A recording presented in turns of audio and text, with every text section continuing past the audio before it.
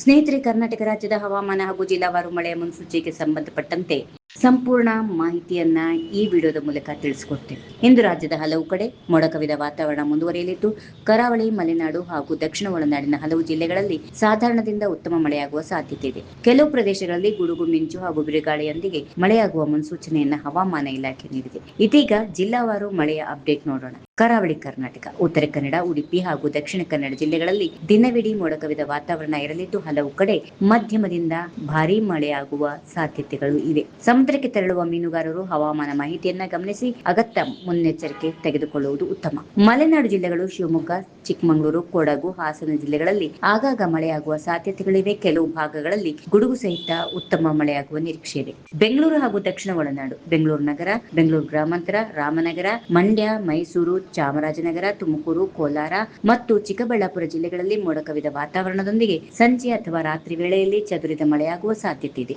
ವಾಹನ ಸವಾರರು ಹಾಗೂ ಸಾರ್ವಜನಿಕರು ಜಾಗರೂಕರಾಗಿರುವುದು ಸೂಕ್ತ. ಉತ್ತರ ಒಳನಾಡು, ಬೆಳಗಾವಿ, ಧಾರವಾಡ, ಗದಗ, ಹಾವೇರಿ, ವಿಜಯಪುರ, ಬಾಗಲಕೋಟೆ, ಕೊಪ್ಪಳ, ರಾಯಚೂರು, ಯಾದಗಿರಿ, ಕಲಬುರಗಿ, ಬೀದರ್ ಹಾಗೂ ಬಳ್ಳಾರಿ ಜಿಲ್ಲೆಗಳಲ್ಲಿ ಕೆಲವು ಕಡೆಗಳಲ್ಲಿ ಹಗುರದಿಂದ ಸಾಧಾರಣ ಮಳೆಯಾಗುವ ನಿರೀಕ್ಷೆ ಇದೆ. ಕೆಲವು ಪ್ರದೇಶಗಳಲ್ಲಿ ಗುಡುಗು ಹಾಗೂ ಮಿಂಚಿನೊಂದಿಗೆ ಮಳೆಯಾಗುವ ಸಾಧ್ಯತೆ ಇದೆ. ಒಟ್ಟಾರೆಯಾಗಿ ನೋಡೋದಾದ್ರೆ ಇಂದು ಕರ್ನಾಟಕದ ಬಹುತೇಕ ಜಿಲ್ಲೆಗಳಲ್ಲಿ ಮಳೆಯ ವಾತಾವರಣ ಮುಂದುವರಿಯಲಿದ್ದು, ಹೊರಗೆ ಹೋಗುವವರು ಛತ್ರಿ ಅಥವಾ ರೈನ್ ಕೋಟ್ ಜೊತೆಗೆ ತೆಗೆದುಕೊಂಡು ಹೋಗುವುದು ಉತ್ತಮ.